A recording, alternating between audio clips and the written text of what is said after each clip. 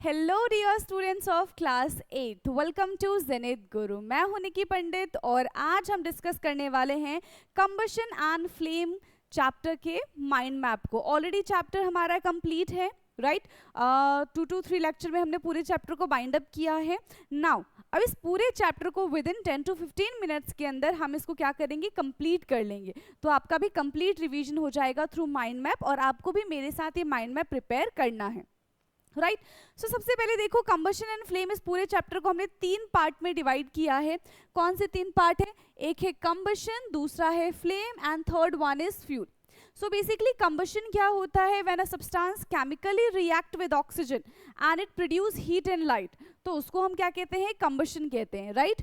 सो हम यहाँ पे लिखेंगे when a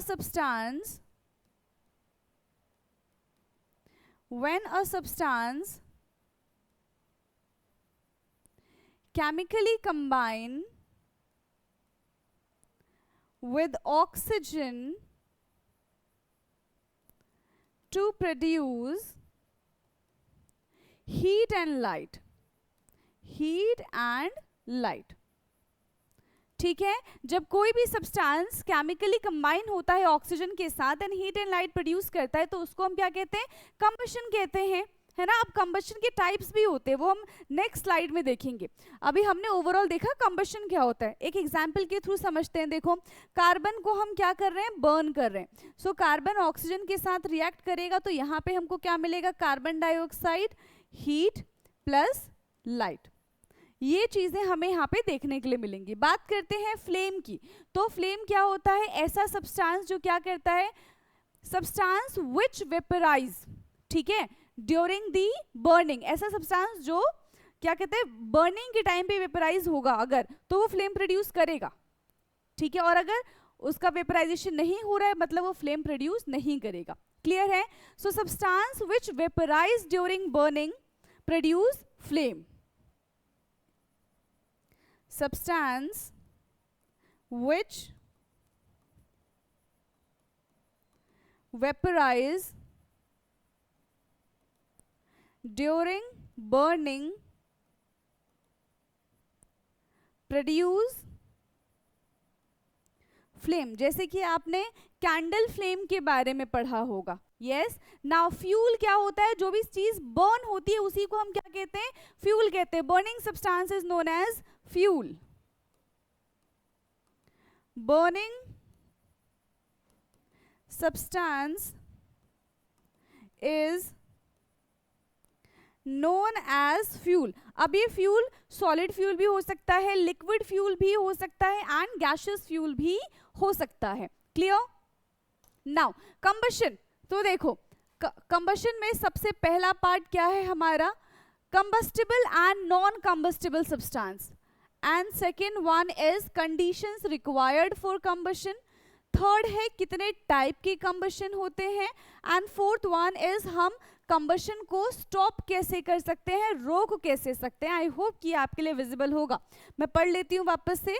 देखो यहाँ पे क्या है, combustible and non combustible substance. तो देखो, कंबस्टिबल सब्सटेंस क्या होता है? जो बर्न होता है इन प्रेजेंस ऑफ ऑक्सीजन, उसको हम कंबस्टिबल सब्सटेंस बोलते हैं।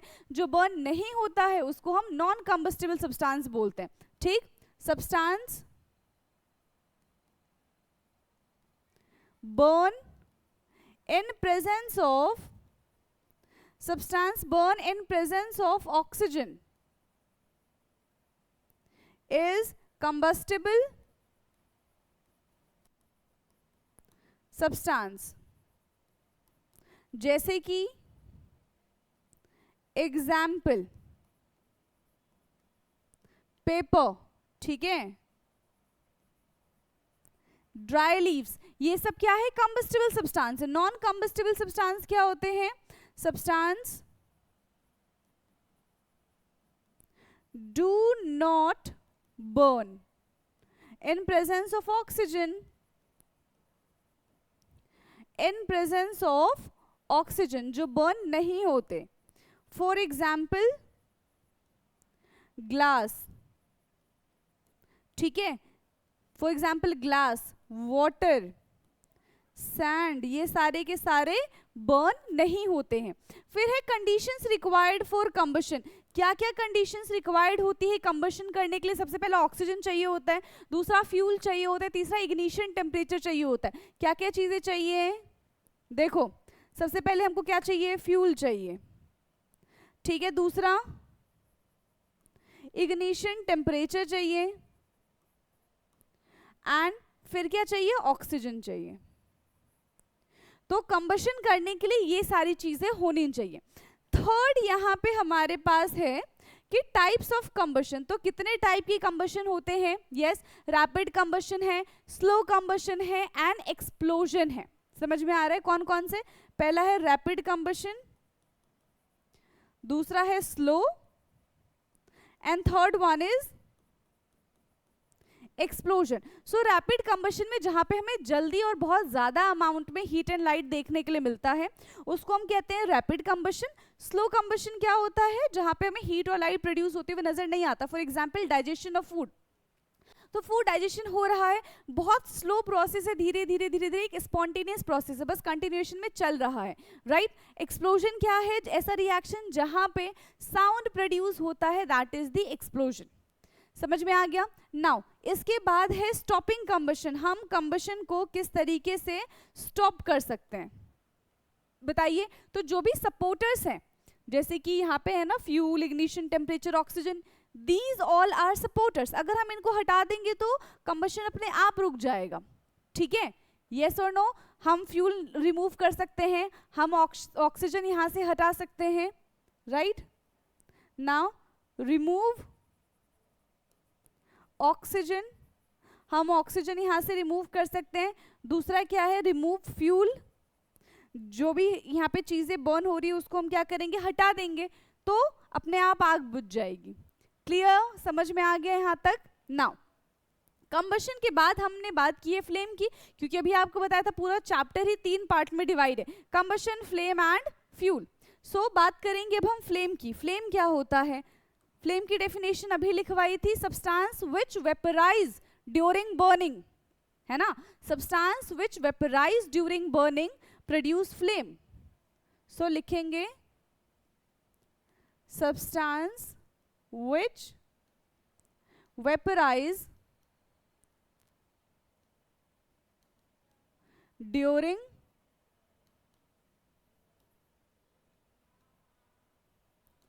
burning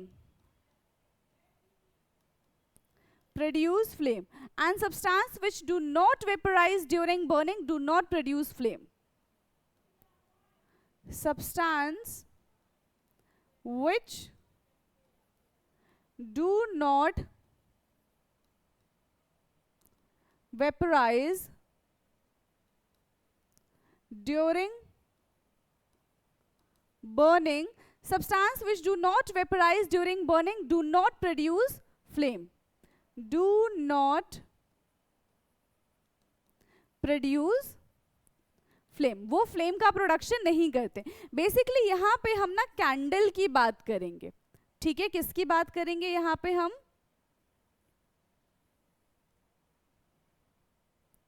कैंडल की बात करेंगे। तो कैंडल में ना हमें 3 फ्लेम देखने के लिए मिलता है, ठीक है। कितने फ्लेम देखने के लिए मिलेंगे हम कैंडल में? 3 फ्लेम। सबसे पहला ऊपर वाला आउटर मोस्ट जोन,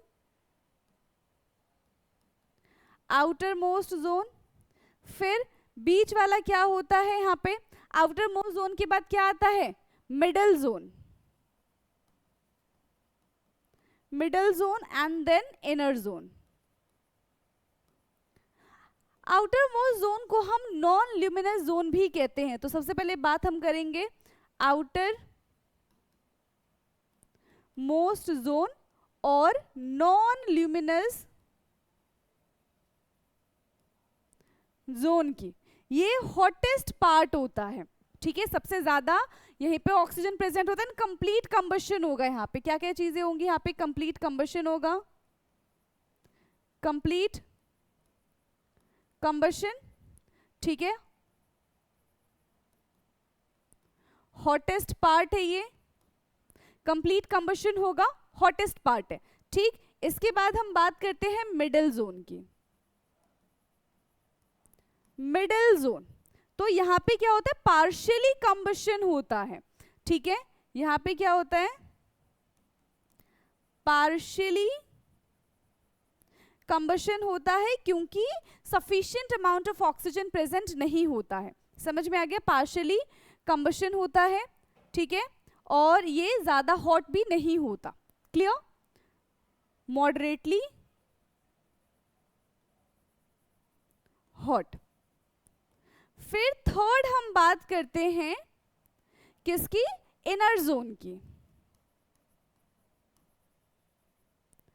तो यहां पे जो कंबशन है वो इनकम्प्लीट कंबशन होता है, इनकम्प्लीट कंबशन, यहाँ पे कार्बन ब्लैक प्रोड्यूस होता है, इनकम्प्लीट कंबशन है, ठीक है, बिकॉज यहाँ पे बिल्कुल भी ऑक्सीजन प्रेजेंट नहीं होता है। समझ में आ गया, अनबर्न कार्बन प्रेजेंट होता है, यहाँ पे अनबर्न कार्बन प्रेजेंट होता है, ठीक है, और लैक ऑफ ऑक्सीजन है यहाँ पे, लैक ऑफ ऑक्सीजन। तो ये सारी कहानी फ्लेम के बारे में थी, तो ये पूरा हमने किसको डिस्कस किया है, फ्लेम को डिस्कस किया। अब कंबशन हो गया, फ्लेम हो गया, अब हम बात करेंगे फ्यूल की। जो सब्सटेंस बर्न होता है उसको हम क्या कहते हैं, फ्यूल कहते हैं। अब देखो फ्यूल में क्या क्या चीजें हैं, यहाँ पे हमें पता है वुड है, चारकोल है, ठीक है, वुड हो गया, चारकोल हो गया, और डीजल है, पेट्रोल है, ये सारे के सारे क्या है, फ्यूल है। अब आइडियल फ्यूल की निशानी क्या होती है, इसको जानो। आइडियल फ्यूल की निशानी क्या होती है कि सबसे पहले तो वो कोई भी रेसिड्यू प्रोड्यूस ना करे बर्न होने के बाद, ठीक है, नो अनडिजायरेबल रेसिड्यू, सबसे पहली चीज, नो अनडिजायरेबल रेसिड्यू, कोई भी अनडिजायरेबल रेसिड्यू नहीं होना चाहिए। हाई कैलोरीफिक वैल्यू होना चाहिए, मोस्ट इंपॉर्टेंट। अभी जानेंगे कैलोरीफिक वैल्यू क्या होता है, ठीक है, हाई कैलोरीफिक वैल्यू होना चाहिए, इजीली अवेलेबल, ठीक है, हमें इजीली मिल जाना चाहिए, इजीली अवेलेबल होना चाहिए, ठीक, ओके। नाउ आइडियल फ्यूल के बाद अब हमने देखा ना कैलोरीफिक वैल्यू का क्या है, तो सबसे पहले इसको हम एक बार समझ लेते हैं। कैलोरीफिक वैल्यू, तो बेसिकली कैलोरीफिक वैल्यू का फॉर्मूला क्या है, अमाउंट ऑफ हीट रिलीज, कितना हीट रिलीज हो रहा है, कितना हम फ्यूल को बर्न कर रहे हैं, उसमें से कितना हीट रिलीज हो रहा है, इसी को हम क्या कहते हैं, इसको हम कहते हैं कैलोरीफिक वैल्यू, ठीक है। Amount of heat release, amount of heat release upon amount of fuel burn,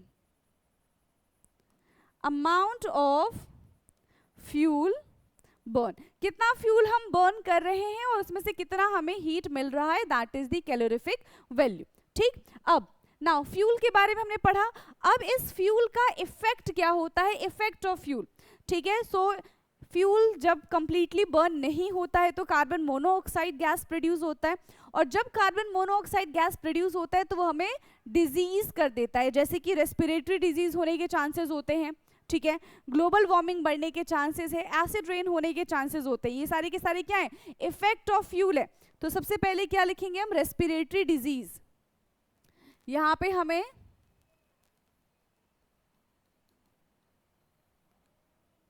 respiratory disease, ठीक है। सेकेंड क्या हो सकता है यहां पे, ग्लोबल वार्मिंग,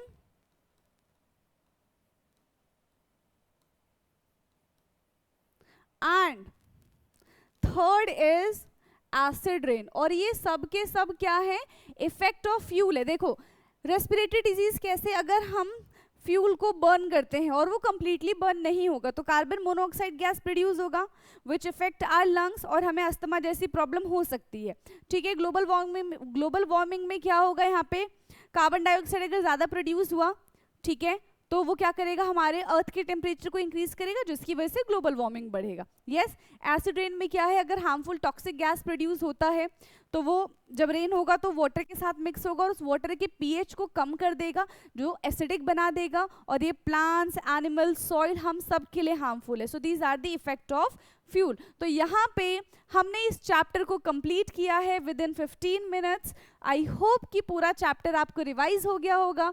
ऐसे ही यूजफुल वीडियोस के लिए आप हमारे चैनल को सब्सक्राइब कर सकते हैं।